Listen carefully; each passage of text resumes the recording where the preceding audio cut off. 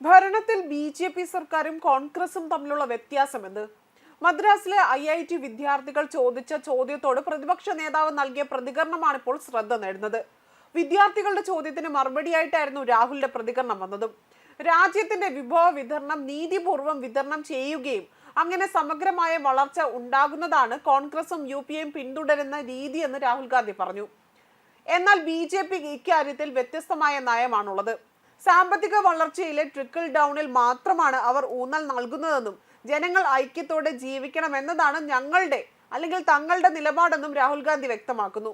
സ്വകാര്യവൽക്കരണത്തെക്കാൾ സർക്കാർ പിന്തുണയിലൂടെ ഗുണനിലവാരമുള്ള വിദ്യാഭ്യാസത്തിന് ഇന്ത്യ മുൻഗണന നൽകേണ്ടതിന്റെ ആവശ്യകതയും അദ്ദേഹം ഊന്നി പറയുന്നു. ഇതിന്റെ വീഡിയോ സഹിതം ഇപ്പോൾ അദ്ദേഹം തന്നെ എക്സിൽ പോസ്റ്റ് ചെയ്തിട്ടുണ്ട്. ജനങ്ങൾക്ക് നിലവാരമുള്ള വിദ്യാഭ്യാസം ഉറപ്പാക്കേണ്ടത് രാജ്യമാണ് എന്നും എല്ലാ സ്വകാര്യവൽക്കരിക്കുന്നതിലൂടെ ഇത് സാധ്യമല്ല എന്നും അദ്ദേഹം പറയുന്നു.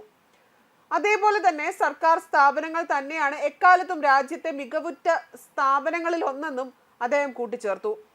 ഇക്കഴിഞ്ഞ ദശാബ്ദത്തിൽ ഇന്ത്യ ശ്രദ്ധ കേന്ദ്രീകരിച്ച കാര്യങ്ങളും അതിനു മുൻപത്തെ ദശാബ്ദവും എങ്ങനെ വ്യത്യാസപ്പെട്ടിരിക്കുന്നു എന്നതിനുള്ള വിദ്യാർത്ഥികളുടെ ചോദ്യത്തോട് പ്രതികരിക്കുകയായിരുന്നു രാഹുൽ ഗാന്ധി. അതേസമയം ബി.ജെ.പി. സർക്കാരിനെ ഇകഴ്ത്തി കാണിക്കാൻ വേണ്ടിയാണ് രാഹുൽ ഗാന്ധി ഇത്തരത്തിൽ മറുപടി നൽകിയതെന്നാണ് ബി.ജെ.പി. ആരോപിക്കുന്നത്. കടുത്ത മോദി വിരുദ്ധനും രാജ്യവിരുദ്ധനുമായ രാഹുൽ ഗാന്ധിയുടെ ഈ പ്രതികരണം പൊതുജനങ്ങൾ മുഖവിലക്കി എടുക്കില്ല എന്ന് തന്നെയാണ് കരുതപ്പെടുന്നതും.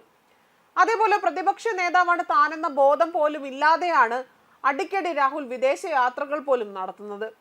താൻ ഉത്തരവാദിത്തപ്പെട്ട ഒരു പദവി വഹിക്കുന്ന ഒരാളാണ് എന്ന് കൂടി മറന്നുകൊണ്ടാണ് അദ്ദേഹം പലപ്പോഴും പ്രവർത്തിച്ചിട്ടുള്ളത്. അത്തരത്തിൽ ഒരാൾ എങ്ങനെ വിദ്യാഭ്യാസത്തെക്കുറിച്ചും ഇത്തരത്തിലുള്ള കാര്യങ്ങൾ വിദ്യാർത്ഥികളോട് പറഞ്ഞു കൊടുക്കുമെന്നാണ് പൊതുജനങ്ങൾ ചോദിക്കുന്നത്. 2015 മുതലുള്ള 4 വർഷത്തിനുള്ളിൽ കുറഞ്ഞത് 247 തവണയെങ്കിലും രാഹുൽ ഗാന്ധി വിദേശയാത്ര നടത്തിയിട്ടുണ്ട്. വർഷത്തിൽ ശരാശരി 62 തവണയും മാസത്തിൽ 5 തവണയും വിദേശത്തേക്ക് പോയി വരുന്നുണ്ട്. SPG സുരക്ഷാ ഉദ്യോഗസ്ഥരെ അറിയിക്കാതെ തന്നെ രാഹുൽ എത്ര തവണ യാത്ര ചെയ്തു എന്നതിന്റെ അടിസ്ഥാനത്തിലാണ് ഈ കണക്കുകളൊക്കെ വ്യക്തമാക്കുന്നത്. അതേപോലെ 2019 നവംബറിലാകട്ടെ പ്രതിരോധ മന്ത്രി രാജ്നാഥ് സിംഗ് ഒരു ചോദ്യം ചോദിച്ചിരുന്നു. കഴിഞ്ഞ 2 വർഷത്തിനിടെ 6 വിദേശ യാത്രകളിലായി 72 ദിവസം രാഹുൽ ഗാന്ധി വിദേശത്തായിരുന്നു. എന്തുകൊണ്ടാണ് SPG സേവനം ഒഴിവാക്കിയതെന്നായിരുന്നു അദ്ദേഹത്തിന്റെ ചോദ്യം. എന്താണ് മറയ്ക്കാൻ ശ്രമിക്കുന്നതെന്നും അറിയണമെന്നും ആവശ്യപ്പെടുകയും ചെയ്തിരുന്നു. ആ ചോദ്യത്തിന് ഉത്തരം ഭാരതത്തിലെ ഓരോ ദേശസ്നേഹിയും അറിയാൻ ആഗ്രഹിക്കുന്നതാണ്. ഇന്നത്തെ പ്രതിപക്ഷ നേതാവിന്റെ വിദേശയാത്രയും അദ്ദേഹത്തിന്റെ കൂടിക്കാഴ്ച നടത്തുന്ന വ്യക്തികളും സംഘടനകളും സ്വീകരിക്കുന്ന നിലപാടുകളും രാഷ്ട്രീയ താല്പര്യങ്ങളെ ഹനിക്കുന്നതാണ് എന്നതാണ് നിർഭാഗ്യകരമായ മറ്റൊരു കാര്യം. നോക്കുകയാണെങ്കിൽ ചില യൂറോപ്യൻ സന്ദർശനങ്ങളിൽ തന്നെ തുടങ്ങേണ്ടി വരും. 2022 രാഹുലിന്റെ യൂറോപ്യൻ പര്യടനത്തിനിടെ ഐഡിയാസ് ഫോർ ഇന്ത്യ എന്ന പേരിൽ ബ്രിട്ടനിൽ നടന്ന കോൺഫറൻസിൽ രാഹുൽ വിവാദ പ്രസംഗം നടത്തിയിരുന്നു. ഭാരതത്തിലെ സ്ഥിതി മാറാൻ വിദേശ ഇടപെടൽ വേണമെന്ന് 2 തവണ ആവശ്യപ്പെട്ടു. റഷ്യ യുക്രൈൻ വിഷയം സംസാരിക്കുന്നതിനിടയിൽ തന്നെ ലഡാക്കിലെ യുക്രൈനുമായി താരതമ്യപ്പെടുത്തുകയും അതിൽ US ഇടപെടൽ ആവശ്യമാണെന്ന് ഊന്നി പറയുകയും ചെയ്തിരുന്നു.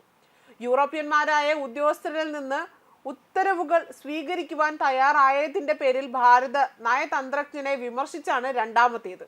ഇതേ സന്ദർശനത്തിൽ കേംബ്രിഡ്ജ് സർവകലാശാലയിലും രാഹുൽ സംസാരിച്ചിരുന്നു.